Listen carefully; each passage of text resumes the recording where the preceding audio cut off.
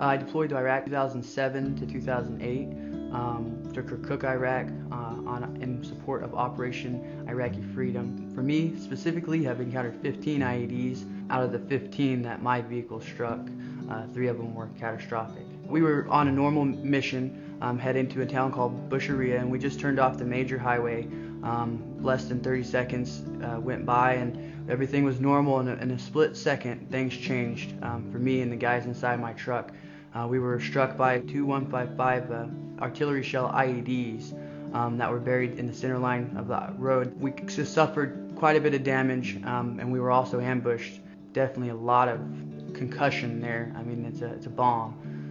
So that's how I received my traumatic brain injury, and along with the events that I went through over in Iraq, gave me PTSD as well. This is something for me that I battle with every day, my service in the military. The reason why I don't disclose all information of what actually happened at the instance of me getting hit, because it brings back memories of war and horror. The medical advisors told me that I couldn't stay in because of my injuries that I received in Iraq, my traumatic brain injury and the PTSD that I suffer from. The biggest adjustment, is just trying to figure out where to go in life. As being a young man coming back from war and being at a crossroads in your life, whether of pulling the trigger and either coming home to your family or taking someone else's life, it's something that I don't think a civilian can grasp. I think that they just see these movies and see all this combat and how America is portrayed around the world as being the toughest. America, we are the toughest, but we also have feelings, and we have to work through those feelings. I became involved with Warriors for Freedom through Major Ed Polito, and one of the things that Warriors for Freedom is strong about is peer-to-peer networking. And when I met Brett was able to put me in contact with other soldiers that were having some of the same things that I was going through and dealing with on a normal day-to-day basis. But plus, Brett was also there for me too. He wanted to be involved. He wanted to know how he could help me and how he could put things together. For you guys that don't know, Trey Kennard is a professional supercross rider. He's one of the best in the world.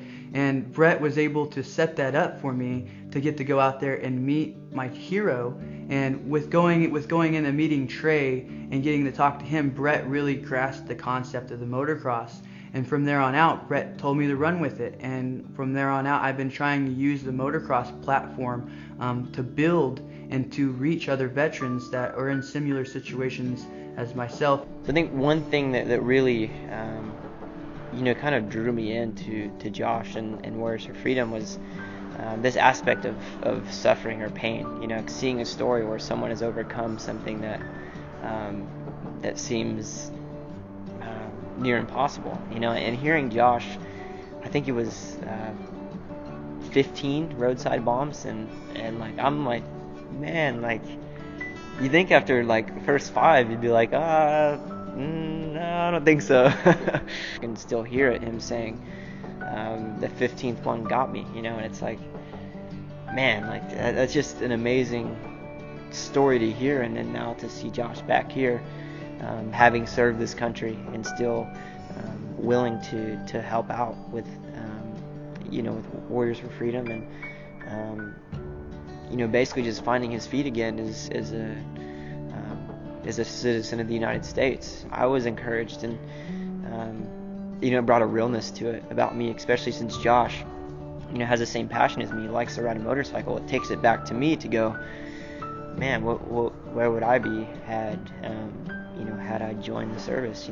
Where would I be in that same situation? And you understand love or grace from someone, you want to give it to someone else. And I think the same thing is true with this. When you understand the sacrifice that they're making for you, the time they're spending for you, you in turn want to give back a little more. So I think that's the biggest thing, just taking a step back and realizing what this really means. Being able to meet a hero did so much wonderful things for me. It gave me more confidence in myself to continue on doing the right thing. And when I'm out there riding my bike, it helps me with my PTSD and traumatic brain injury, but it also gives me the platform and the ability to go out there and reach the other veterans that might be out at the track riding that day, or just be out there watching.